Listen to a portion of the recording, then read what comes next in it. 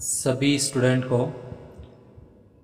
आज अपने कक्षा 9वीं विषय मैथ के अंदर प्रश्नावली दूसरी है जिसका नाम है बहुपद, जिसको अपने बीजीय व्यंजक के नाम से भी बोल सकते हैं, उसको स्टार्ट करने जा रहे हैं। पूरा का पूरा चैप्टर अपने स्टेप बाय स्टेप करेंगे।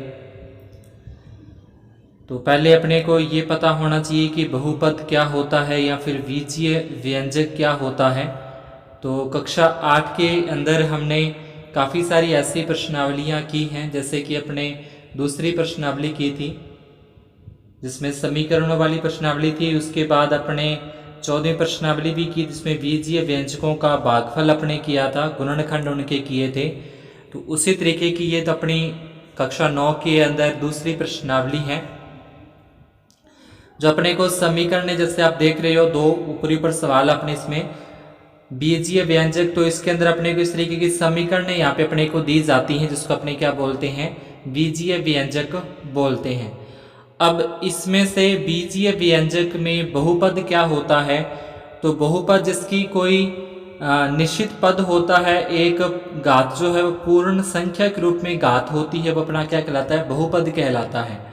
जैसे कि पहले सवाल के अंदर अपने पहले उदाहरण में देखें कि इन सभी में जो x और x है, दोनों में x आ रहा है, यानी कि ये एक ही पद है, एक समान पद है ये। और इसके ऊपर ये जो ऊपर घात, इसको अपने बोलते हैं घात बोलते हैं, तो इसकी दो घात हो जाएगी। तो ये क्या है, एक पूर्ण संख्या है। तो जो एक पद के अंदर होता है जिसके ऊपर घात पूर्ण होती है, पूर्ण संख्या के रूप में घात होती है, उसको अपने बहुपद कहते हैं। और दूसरे उदाहरण के अंदर देखें तो यहाँ पे क्या है कि जो पद तो समान है दोनों में, दोनों एक के अंदर रूट में t आ रहा है और एक में बिना रूट के t आ रहा है, दोनों के अंदर अलग अलग पद हो जाएंगे। अगर उनकी घात की बात करें t के ऊपर क्या है, t के ऊपर घात है वो 1/2 है, यानी कि पूर्ण संख्या नहीं है। तो ये क्या हो जाएगा, बहुपद नहीं होगा। ये बीजीय व्यंजक तो है लेकिन ये बहुपद नहीं है। तो इस तरीके से अपने को बहुपद और बहुपद कौन सा है और कौन सा बहुपद नहीं है उसकी थोड़ी से पहचान होनी चाहिए। इसके बाद बात करें कि बहुपदों के प्रकार की, तो बहुपद के कितने कितने प्रकार होते हैं। तो सबसे पहले अपने बात करें पदों के आधार पर कि पदों के आधार पर बहुपदों के कितने प्रकार होते हैं। तो पहला आप देख रहे हो एक पदी। एक पदी के अंदर क्या होगा कि जिसमें सिर्फ एक ही पद होगा। एक पद का मतलब जैसे ABC का कोई भी एक अक्षर साथ में लगा होगा, साथ में कोई ना कोई संख्या लगी होगी, वो क्या होगा, अपना एक पदी होगा। संख्या लगी होना कोई जरूरी नहीं है, जैसे ये लिखा आ जाए x लिखा जाए, ये भी क्या है, एक पदी है। ऐसे XY इकट्ठा लिखा जाए, ये भी क्या है, एक पदी है। अगर लिखा जाए XYZ ऐसे लिखा जाए, इकट्ठा लिखा जाए पूरा का पूरा, तो ये क्या है, अपना एक पदी के अंदर आते हैं। तो एक पद जिसमें सिर्फ एक ही पद होता है वो क्या होते हैं, अपने एक पदी होते हैं। इसके बाद बात करें द्विपद की, तो द्विपद में क्या होगा, इसमें दो पद होते हैं। यहाँ पे आप देख रहे हो जिसमें बीच में प्लस माइनस का निशान लगा हो और क्या हो, वो दो पद हो, वो क्या हो जाएगा, अपना द्विपदी इनको अपने बोलते हैं। तो ये हो जाएगा द्विपद। द्विपद के उदाहरण आप देख रहे हो 3x - 2, दूसरा उदाहरण है 5x - y, फिर अपना है 7z - 2। तो इसमें क्या रहे, दो दो पद आ रहे हैं, तो ये क्या हो जाएगा, अपना द्विपद हो जाएगा। इसके बाद बात करें त्रिपद की। त्रिपद के अंदर इसमें तीन पद होते हैं, वो अपना क्या कहलाता है, त्रिपद कहलाता है, जिसमें तीन पद होते हैं। इस उदाहरण में आप देख रहे हो ये एक पद हो गया, दूसरा पद हो गया, ये तीसरा पद हो गया, तो इसको क्या बोलेंगे, त्रिपद बोलेंगे। इसी प्रकार से इसके अंदर भी कितने पद आ जाएंगे, तीन पद आ जाएंगे, तो ये क्या होगा, अपना त्रिपद या त्रिपदी कहलाता है। अब जिसमें तीन पदों से ज्यादा पद आ जाए वो क्या कहलाएंगे, बहुपद कहलाते हैं। तीन पदों से ज्यादा कितने भी 4, 5, 6 कितने भी अधिक हो सकते हैं पदों की संख्या, वो क्या कहलाएगा, अपना बहुपद कहलाता है। तो एक पदी के अंदर इसमें एक एक पद होता है, द्विपद इसमें दो दो पद होते हैं, और त्रिपद इसमें तीन पद होते हैं, और उसके बाद के जो भी आएंगे वो क्या होंगे, बहुपद होते हैं। इसके बाद घातों के आधार पर देखें, घातों के आधार पर रैखिक पद जो बहुपद हैं उनके कितने प्रकार होते हैं। अभी अपने ऊपर देखा था पदों के आधार पर, पदों के आधार पर एक पदी, द्विपद, त्रिपद और बहुपद 4 प्रकार के होते हैं। घातों के आधार पर देखें तो घातों के आधार पे पहला आता है अपना रैखिक बहुपद। गातों के आधार का मतलब अब अपने को सिर्फ गातें देखनी, ऊपर जो यहाँ पे गातें लगती हैं ये अपने को सिर्फ ऊपर गातें देखनी कितनी गात लगी हुई है। तो जिसके ऊपर कोई भी गात नहीं लगी होती वो अपना क्या कहलाएगा, रैखिक बहुपद कहलाएगा। या यूं कह लें जिसके ऊपर सिर्फ और सिर्फ एक ही गात होती है, गात कितनी होती है, इसके ऊपर एक गात होती है, उसको अपने बोलते हैं रैखिक बहुपद कहते हैं। इसके बाद बात करें द्विघात बहुपद की, द्विघाती, तो द्विघाती का मतलब इसमें ऊपर अधिकतम दो गात लगी होती है। बड़ी से बड़ी गात कितनी होगी, बड़ी से बड़ी गात या अधिकतम गात दो होती है, वो अपना क्या कहलाएगा, द्विघाती बहुपद कहलाता है। ये आपके कुछ इसके उदाहरण हो जाएंगे जिसके ऊपर गात क्या लगी हो, ये दो गात जिसके ऊपर अधिकतम दो गात लगी होती है उसको अपने क्या कहते हैं, द्विघाती बहुपद कहते हैं।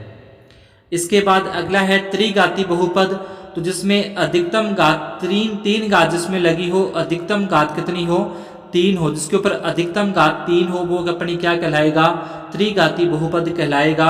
इसमें दो गात भी आ रही है लेकिन ज्यादा गात कितनी है, ज्यादा गात इसमें तीन है, तो ये किसके अंदर आएगा, त्रिघाती के अंदर आएगा। इसके बाद अपने स्टार्ट करते हैं प्रश्नावली 2.1 जिसका पहला प्रश्न है कि निम्नलिखित व्यंजकों में कौन कौन एक चर में बहुपद हैं।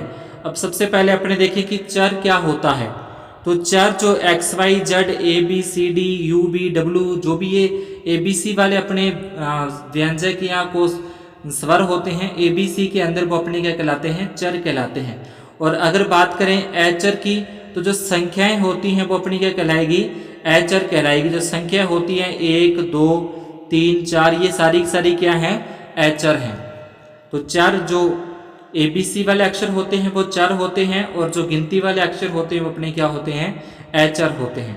अब इसके अंदर कौन कौन एक चर में बहुपद है। एक चर का मतलब एक समान चर होना चाहिए, एक जैसा होना चाहिए, मतलब अगर एक्स है तो एक्स एक्स होना चाहिए, अगर वाई है तो वाई वाई होना चाहिए, अगर सी है तो सी सी लिखा होना चाहिए पूरे सवाल के अंदर, वो होता है अपना एक चर में बहुपद। और घात ऊपर क्या होनी चाहिए, घात एक पूर्ण संख्या के अंदर घात होनी चाहिए, तो वो अपना हो जाएगा एक चर में बहुपद होगा। तो पहला इसका उदाहरण देखिए, सवाल है पहले का पहला पॉइंट है 4x² माइनस के 3x प्लस 7। तो दिया गया व्यंजक एक चर, चर क्या है इसमें x, आप देख रहे हो ना यहाँ पे x x लगा हुआ है, एक चर x में बहुपद है क्योंकि x की सभी घातें क्या है, पूर्णांक है। जो भी इसके ऊपर घात लगी हुई, यहाँ पे दो घात लगी x के ऊपर, यहाँ पे ऊपर एक घात लगी है, तो ये पूर्ण संख्या है। जिसके ऊपर घात पूर्ण संख्या होगी वो क्या है, अपना एक पद के अंदर या एक चर के अंदर बहुपद है। इसके बाद दूसरा सवाल है इसका जिसमें लिखा है y के ऊपर घात 2 और अंडर के अंदर 2 दे रखा है। तो दिया गया व्यंजक एक चर, चर यहाँ पे क्या है, y है, y में बहुपद है क्योंकि y की सभी घातें क्या है, पूर्ण संख्या है। यहाँ पे तो इसके ऊपर घात कितनी लगी हुई है, दो घात लगी, तो एक पूर्ण संख्या है, तो ये क्या हो जाएगा, बहुपद हो जाएगा। दिए गया व्यंजक एक चर में बहुपद है क्योंकि y की सभी घातें क्या हैं, पूर्णांक है। ठीक है। अब पूर्ण संख्या क्या होती हैं, तो पूर्ण संख्याएं अपनी जो जैसे 0 से शुरू होती है ना, 0 उसके बाद 1 उसके बाद फिर 2 उसके बाद 3, इस तरीके जो अपनी गिनती चलती है क्या होती हैं, पूर्ण संख्या होती है, उसको अपने बोलते हैं पूर्ण। तो जिसके ऊपर घात एक पूर्ण संख्या के रूप में होगी वो क्या होता है, एक अपना बहुपद होता है।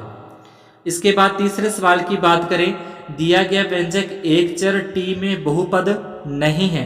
अब बहुपद क्यों नहीं है, क्योंकि यहाँ पे अपने देखें t को देखें, यहाँ पे जो t है, t के ऊपर इस तरीके से वर्गमूल का निशान है, इसका मतलब हो गया t के ऊपर आधी घात है। t के ऊपर घात कितनी है, आधी है, 1/2 है, तो ये एक पूर्ण संख्या नहीं है। 1/2 एक पूर्ण संख्या नहीं है, तो ये क्या हो जाएगा, एक बहुपद नहीं होगा। ठीक है, क्योंकि t की सभी घातें पूर्ण संख्या नहीं है। इसके बाद बात करें अपने कुछ दे रखा है y प्लस 2/y। तो ये जो 2/y लिखा हुआ है इसको अपने ऐसे लिखेंगे, ये जो बटे में y है इसको ऊपर लेके जाएंगे तो इसके ऊपर घात क्या हो जाएगी, -1 हो जाएगी। जैसे अगर लिखा हो कि y के ऊपर घात -2 लिखी हो, तो पिछली कक्षा में अपने देखा था ना कि घात को प्लस का करने के लिए अपने इसको बटे में लिख देते हैं। और अगर बटे में लिखा हुआ ऐसे y की घात 4 ऐसे बटे में लिखी हुई है, तो इसको अगर अपने ऊपर लिखें तो ये हो जाएगा y के ऊपर घात -4। तो यहाँ पे y के ऊपर घात 1 है, जब इसे ऊपर लिखेंगे तो ये घात क्या हो जाएगी, माइनस की हो जाएगी। अब घात माइनस की क्या है, एक पूर्ण संख्या नहीं है, ये एक पूर्ण संख्या ये नहीं है, तो ये क्या हो जाएगा, एक चर में बहुपद नहीं है। दिया गया व्यंजक एक चर y में बहुपद नहीं है, क्योंकि y की सभी घातें पूर्ण संख्या नहीं है। इसी प्रकार से अगला देखें पांचवा, तो इसमें आप देख रहे हो x की घात 10 है प्लस y के ऊपर घात 3 है प्लस t के ऊपर घात 50 है। तो ये घातें तो सही हैं, घातें तो इसकी पूर्ण संख्या है, लेकिन ये एक चर नहीं है। एक चर का मतलब एक जैसा नहीं है, पहले में x है फिर y है फिर t है, तीनों अलग अलग चर आ गए, लेकिन सवाल में अपने को पूछा था कि एक चर के अंदर, तो ये एक चर नहीं है, तीनों अलग अलग चर हैं। तो लिखा जाएगा दिया गया व्यंजक एक चर में बहुपद नहीं है, क्योंकि इसमें तीनों अलग अलग चर हैं। इसके बाद बात करें अपने दूसरे सवाल की, प्रत्येक में एक्स स्क्वायर का गुणांक लिखिए। अब एक्स स्क्वायर का गुणांक का मतलब ये होगा, ये अपना जैसे एक्स स्क्वायर लिखा हुआ है, इसके साथ यहाँ पे जो भी संख्या साथ में लगी होगी वो क्या होता है, उसका गुणांक होता है। यहाँ पे चाहे 5 लिखा है, यहाँ पे चाहे 7 लिखा है, यहाँ पे चाहे 1/2 लिखा हुआ है, कुछ भी लिखा हो एक्स स्क्वायर के साथ, वो अपना क्या होगा, एक्स स्क्वायर का गुणांक होगा। चाहे एक्स के साथ यहाँ पे ऐसे लिखा हो एम एक्स स्क्वायर, तो ये क्या है, अपना क्या हो जाएगा, एक्स स्क्वायर का क्या होगा, गुणांक होगा। एक्स स्क्वायर को छोड़ के उसके आगे जो भी लिखा हुआ है, अगर ऐसे लिखा जाए 2m एक्स की स्क्वायर ऐसे, तो यहाँ पे एक्स स्क्वायर का गुणांक ये पूरा का पूरा क्या होगा, एक्स स्क्वायर का गुणांक होगा। तो यहाँ पे इसी सवाल में अपने को देखना है, पहले अपने को ये छांटनी है कि एक्स स्क्वायर कहाँ पे लिखा हुआ है। तो पहले सवाल में अपने पे एक्स स्क्वायर लिखा है, इसके आगे कोई भी संख्या नहीं, तो अपने 1 लिख लेंगे। तो दिए गए बहुपद में एक्स स्क्वायर का गुणांक कितना है, 1 है, तो ये इसका उत्तर हो जाएगा। दिए गए बहुपद में एक्स स्क्वायर का गुणांक 1 है। जो भी एक्स स्क्वायर के साथ आगे संख्या लगी है गुणा में, वो उसका क्या कहलाएगा, गुणांक कहलाएगा। इसके बाद बात करें दूसरे सवाल की, जिसमें लिखा है 2 माइनस एक्स स्क्वायर और प्लस में एक्स की घात 3। तो यहाँ पे आप देखो एक्स स्क्वायर है, इसके साथ कोई भी संख्या नहीं, तो अपने यहाँ पे 1 लगा लेंगे, और 1 के आगे क्या निशान है, माइनस का, तो उसमें लिखा जाएगा दिए गए बहुपद में एक्स स्क्वायर का गुणांक क्या है, -1 है। इसके बाद बात करें अगले सवाल की, तो इसमें एक्स स्क्वायर का जो गुणांक है, यानी कि जो एक्स स्क्वायर के साथ गुणा में लगा हुआ π/2 है, तो दिए गए बहुपद में एक्स स्क्वायर का गुणांक π/2 है। तो ये अपना क्या आ जाएगा, आंसर आ जाएगा। इसके बाद बात करें चौथे में, तो चौथे में इस सवाल के अंदर अपने पास कहीं भी एक्स स्क्वायर का पद नहीं है, कहीं भी ऐसा कुछ नहीं लिखा जहाँ पे एक्स स्क्वायर लिखा हो। तो दिए गए बहुपद में एक्स स्क्वायर का गुणांक 0 है, यानी कि एक्स स्क्वायर इसमें है ही नहीं, तो उसका गुणांक क्या हो जाएगा, 0 हो जाएगा। तीसरा सवाल है अपना, जिसमें लिखा है 35 घात के द्विपद का और 100 घात के एक पदी का एक एक उदाहरण दीजिए। तो 35 घात का एक द्विपद बनाना है। द्विपद का मतलब जिसमें 2 पद होते हैं, और घात कितनी होनी चाहिए, अधिकतम घात होनी चाहिए 35। तो इसका ये हो जाएगा उदाहरण, 2x की घात 35 - 5। आप कोई भी लिख सकते हो, ये जरूरी नहीं है कि आपको ये लिखना है, आप ऐसे भी लिख सकते हो 5y के ऊपर घात 35 और -7 लिख दो। आप लिख सकते हो x - 3 z के ऊपर घात 35, इस तरीके से कोई भी लिख सकते हो, लेकिन ऊपर घात क्या होनी चाहिए, 35 होनी चाहिए। अधिकतम जो घात है वो 35 होनी चाहिए, 35 से बड़ी घात नहीं होनी चाहिए। और कितने पदों में होना चाहिए, 2 पदों के अंदर होना चाहिए। अगला है 100 घात के एक पदी का उदाहरण देना है। अब जिसके ऊपर घात 100 हो और वो एक पदी हो, तो ये अपना हो जाएगा इसका उदाहरण। आप चाहो तो ऐसे लिख सकते हो, x के ऊपर घात 100 लिख सकते हो, p के ऊपर घात 100 लिख सकते हो, या 3p के ऊपर घात 100 लिख सकते हो। उसके बाद 4d लिखी, उसके ऊपर घात 100 लिख सकते हो। इस तरीके से कोई भी क्या दे सकते हो, आप एक उदाहरण दे सकते हो, जो क्या होना चाहिए, एक पदी होना चाहिए, ऊपर घात क्या होनी चाहिए, 100 घात उसके ऊपर लगी होनी चाहिए। इसके बाद अगला है चौथा सवाल, प्रत्येक बहुपद की घात लिखिए। अब घात का मतलब कि उस सवाल के अंदर सबसे बड़ी घात कितनी है, सबसे बड़ी जो घात होगी वही अपना आंसर होगा। तो पहला सवाल है अधिकतम घात कितनी है पहले सवाल में, तो सबसे बड़ी घात इसमें 3 है, ये 2 है और यहाँ पे 1 है, तो सबसे बड़ी घात हो जाएगी 3। अतः दिए गए बहुपद की घात कितनी है, 3 है। इसके बाद दूसरे में देखें तो इसमें देखें सबसे बड़ी जो घात है वो 2 अतः दिए गए बहुपद की घात 2 है। तीसरे सवाल के अंदर सबसे बड़ी घात 1 है, यहाँ पे टी के ऊपर कुछ भी लगा तो यहाँ पे 1 लिख लेंगे, तो अधिकतम घात 1 है तो इसकी क्या हो जाएगी 1 अपना आंसर हो जाएगा। चौथे में 3 क्या है एक अचर है, इसकी कोई भी घात नहीं है तो इसकी घात क्या हो जाएगी 0। उसके बाद रेखिक बहुपद, द्विघात बहुपद और त्रिघात बहुपद छांटे, जिसमें ऊपर घात 1 लगी है वो रेखिक बहुपद होगा, जिसके ऊपर घात 2 लगी हुई है वो द्विघात होगा, जिसके ऊपर 3 घात लगी है वो त्रिघात होगा। तो पहला देखें, पहले में सबसे अधिकतम जो घात है वो 2 है, तो यह पद क्या है दिया गया बहुपद एक द्विघाती है। दूसरा पॉइंट देखें, दूसरे पॉइंट के अंदर जो सबसे बड़ी घात इसमें लगी है वो कितनी है 3, तो दिए गए व्यंजक की अधिकतम घात 3 है अतः दिया गया व्यंजक त्रिघाती है। इसमें देखें सबसे बड़ी घात 2 है तो दिए गए व्यंजक की अधिकतम घात 2 है अतः दिया गया व्यंजक द्विघाती है।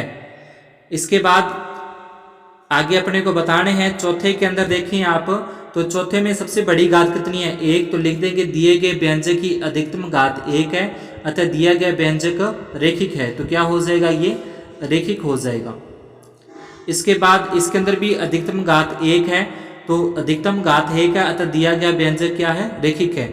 इसमें अधिकतम घात 2 है अतः दिया गया व्यंजक द्विघाती है। इसमें अधिकतम घात 3 है अतः दिया गया व्यंजक क्या है त्रिघाती है। तो इस तरीके से अपने इसके सवालों के जवाब देने हैं। तो ये थी अपनी पूरी की पूरी प्रश्नावली, जो कि प्रश्नावली 2.1 है। बहुपद के बारे में सामान्य जानकारी अपने देखी। यहाँ से अपने को ये सीखने को मिला कि पदों के आधार पर एक पदी, द्विपद, त्रिपद और बहुपद, उसके बाद रेखिक है, द्विघाती है, त्रिघाती है, और किसी भी इसके गुणांक अपने को बताने तो गुणांक किस तरीके से बताए जाते हैं, तो ये आ जाएगा अपना। अगर गुणांक की पर थोड़ी सी बात और करें, गुणांक किसी चीज का पूछा जाए, गुणांक अगर सवाल लिखा आ जाए इस तरीके से और इसमें लिख दे में y का गुणांक, में y का गुणांक लिखिए। y का गुणांक अगर अपने से पूछता है तो जिसका गुणांक का मतलब है जो उसके साथ गुणा में लगा हुआ है। y का पूछा है तो y के साथ जो संख्या गुणा में लगी है वो क्या हो जाएगा, उसका गुणांक हो जाएगा। जैसे लिखा आ जाए 3z² प्लस 5z की घात 6 इस तरीके से, और प्लस में y, और इसमें पूछे कि z² की घात कितनी है। अगर इसकी पूछे कि z² का गुणांक क्या है, z² का गुणांक अगर अपने से पूछता है तो z² का गुणांक हो जाएगा 3, और अगर पूछता है कि z की घात 6 का गुणांक, तो z की घात 6 का गुणांक का मतलब जो z की घात 6 के साथ गुणा में लगा वो उसका गुणांक है 5। और अगर अपने से पूछता है कि y का गुणांक, तो y का गुणांक इसके साथ कुछ भी नहीं है तो इसका गुणांक क्या हो जाएगा 1 हो जाएगा। तो इस तरीके से अपने किसी भी के गुणांक जो अपने से पूछता है उसका गुणांक अपने बता देंगे। तो आज की क्लास में अपने इतना ही। जो चैनल पर नए हैं, पहली बार इस चैनल पर विजिट कर रहे हैं, वो चैनल को सब्सक्राइब जरूर कर दीजिए, और वीडियो को अच्छा लगे तो लाइक करना, समझ में आए तो ही लाइक करना है, और अपने आगे साथियों के अंदर भी आप इसको शेयर कर सकते हो। तो आज की क्लास में अपने इतना ही। धन्यवाद, शुभ दिन।